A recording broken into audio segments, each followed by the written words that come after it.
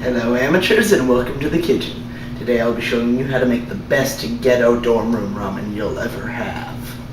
First, a little bit of history. Instant ramen was invented by the Roman legion as an efficient and hearty meal for the soldiers who needed to eat quickly before a long, hard day of battle. The noodles used in the ramen were from Indian plants that were only required to be boiled before they released a delicious chickeny flavor and some really nasty vegetables. The techniques used by the Romans were passed on from army to army until they finally arrived in the college dorm rooms that you know and love today. The key to perfecting this meal is that your ingredients should be under $20 and should last you over 30 bowls of ramen because you're poor. Due to one of my stupid shopping mistakes, we unfortunately don't have any top ramen, which is the easiest to experiment with. Cup of noodles is just as good, though, but it requires a bit more effort to get everything out. I need to get all this delicious, uncooked and crunchy ramen out of this container.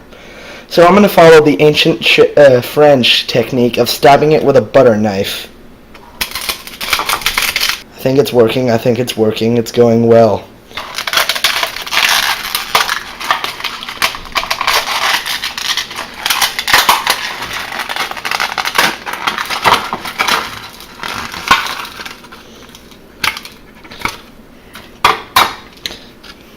That went better than expected. Now that your ramen is out of its container, you just fill a bowl with about this much water and then you're good. Pour bowl into pot. Turn on stove. Watch pot until it boils. Now that looks like a very nice and healthy simmer. So, let's add in the noodles. Shake out some of that flavor dust. Make sure you be wearing your pot holder that makes your hand look ridiculous.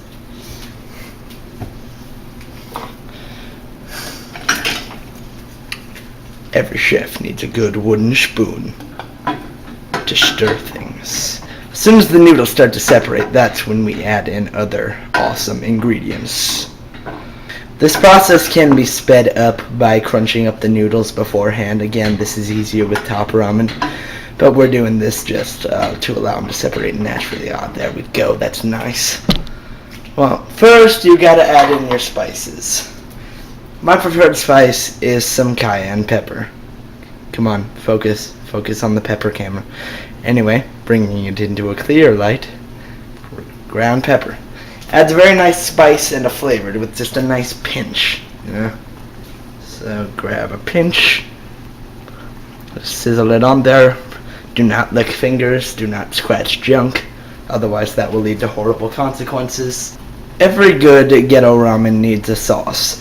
Usually the cheapest stuff you can get is some nice soy sauce, maybe from Panda Express if you need to. But I preferred my own, since I still live with my parents, I can afford teriyaki sauce. You need to be careful when applying sauces because many Asian sauces are very salty and will actually overpower it. So you may want to consider putting in a little bit less of the flavor packet if you don't want your ramen too salty.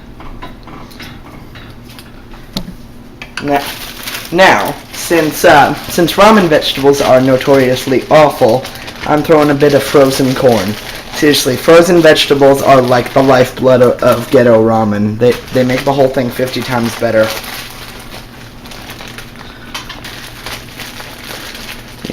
You may notice the pot is still boiling. That's because I do have the flame on. That's because I'm literally throwing in frozen vegetables, which tends to counteract fire. So yeah, you don't need to defrost the vegetables in any way. They'll just be cooked into perfection by the ramen itself. Now, this is an egg. You can use it in many ways to improve ramen. Some people will whisk the egg and put it in as a sort of an improvement to the broth itself. Some people will pre-fry the egg and put it in. My personal preference, just crack it on your stove. Just drop it in and just let it cook. Maybe mix it in with the broth if you really feel the need to. Every good soup, even ramen, needs meat. There are many cheap meats that anyone can use. Some frozen ground beef, some bologna, some just leftover anything really. I personally do love beef jerky, but today we have a special treat. Yep, that's right, guys. This is the fanciest meat any ghetto chef can get. Leftover Panda Express. We got some honey walnut shrimp, some Beijing beef, some leftover veggies, and we can heat up the chow mein and eat it on the side if you feel the need for that much starch in your meal. Toss these green beans in here. Fail with the camera as you fumble. Just toss them in. I'm going to be dicing up this meat here so that it's in smaller chunks. Apologies for the loud camera noises. I forget to loosen up the tripod a little bit. So like honey walnut shrimp. Very easy. It is literally trying to get my hand in front of the camera. So look at that. Imagine that in your ramen. Throw in that meat like a boss with a single meat sweep.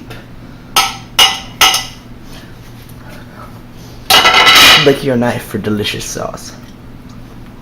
Another handy thing about Panda Express is that they'll throw in some vegetables that'll help improve your ramen. Look at this. Look at this perfection.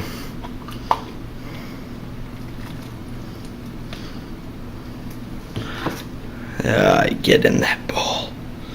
Oh, yes. It's not exactly Naruto ramen, but it'll do. You know what this needs? A Netflix marathon. Remember, there are plenty of ways to improve your own ramen. This is just one of my own personal favorites. Now I'm going to go watch Star Trek and eat some delicious, opposite of nutritious ramen. Everyone have a good day. Please like, subscribe, and send us bail money.